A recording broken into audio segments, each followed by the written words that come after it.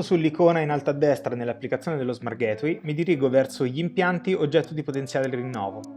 Cliccando su un impianto vado all'interno del concentratore di cui voglio gestire il rinnovo. Me ne viene mostrato il profilo di uso, l'utente e il numero di crediti per quell'utente. Di sotto le opzioni di rinnovo disponibili per 1 anno o 5 anni. Vediamo che selezionando 1 anno, essendo il numero di crediti disponibili sufficienti, posso già procedere al rinnovo cliccando semplicemente su conferma. Nel caso in cui invece voglia procedere al rinnovo per 5 anni, il numero di crediti non è sufficiente e mi viene richiesto di procedere alla ricarica. Cliccando si apre una schermata che mi porta al Synapse Store, ossia l'e-commerce di Synapse. Seleziono il pacchetto, definisco le quantità di mio interesse, procedo all'acquisto.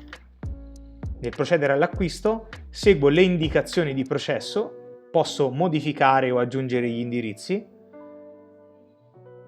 selezionare le modalità di pagamento tra bonifico bancario e carta di credito e a quel punto mi viene mostrato il riepilogo e solo all'ultimo passaggio potrò effettivamente completare l'ordine inserendo le credenziali della mia carta di credito come per qualsiasi e-commerce. A quel punto il sistema caricherà i crediti acquistati all'interno del mio portafogli e potrò procedere semplicemente cliccando su conferma, come ora in questo momento posso fare grazie al fatto di avere sufficienti crediti disponibili per il profilo che voglio acquistare.